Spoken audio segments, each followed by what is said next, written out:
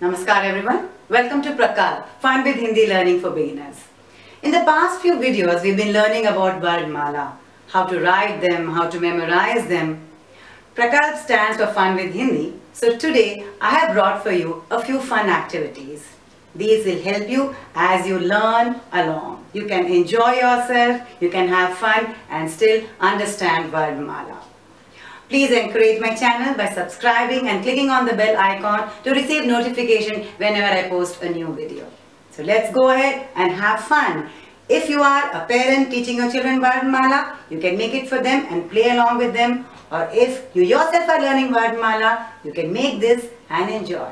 Let's go and have fun. This is the first activity that I've got for you.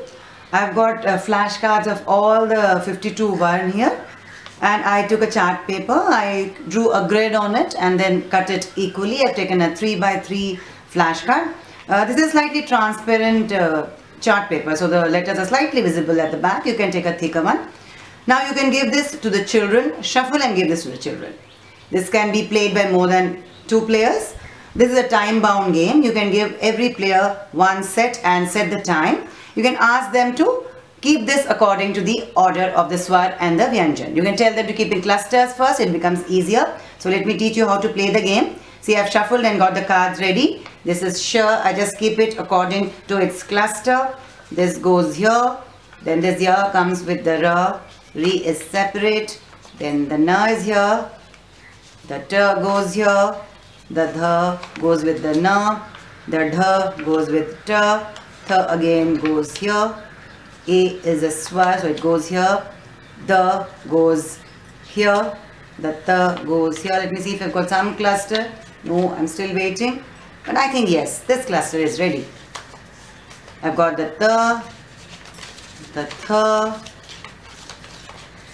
the dha and the na. Like this, you can ask the player to keep all the clusters ready and then arrange them in an order and learn the Vardmala properly.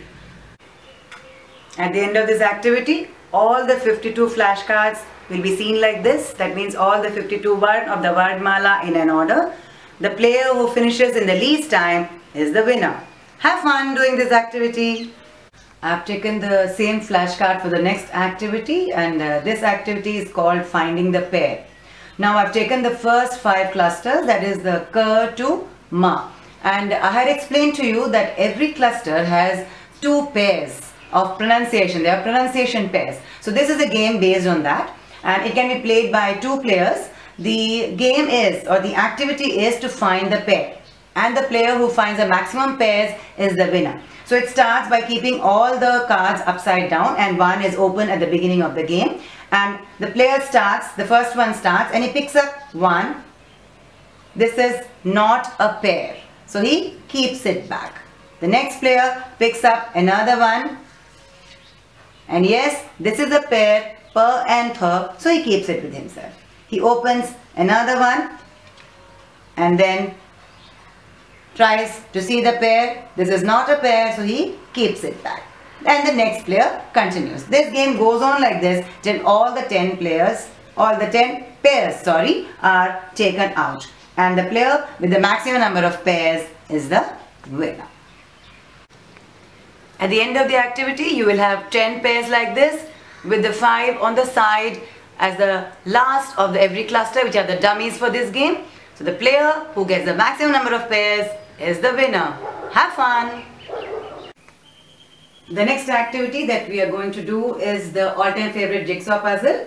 I've taken a calendar to make a jigsaw puzzle. So let us learn how to make the jigsaw puzzle before learning how to play it. I've taken a picture. You can take any picture you like and paste it on a cardboard and draw the number of grids required. I need 12 as I'm going to play the 11th swar. Now you can take it, draw the lines and then cut according to the lines. But before we cut, we need to write down the swar so that it can be kept in an order later. Now you have to remember that the picture will be kept like this. So we write from here. That means we write from the right to the left. I need 11 blocks for the swar. So I write swar here and then start writing the swar from the next. Swar, then I write a, I, E, O, U, Re, A, O and O. After you write this, you can cut the grid. So it is 4 by 3, that means I will get totally 12 pieces. Now when you keep this back, it is up to the player if he keeps the sword first to form the picture, or if the player likes doing the jigsaw, he can keep the picture first and flip over the picture to see the sword in an order. Now it entirely depends on the players, how they want to play the game. So now I am into the last piece. Let me cut this for you and then we'll keep them in an order. So now I keep the sword first, then comes the then the A. There you go, yeah, it's here. A.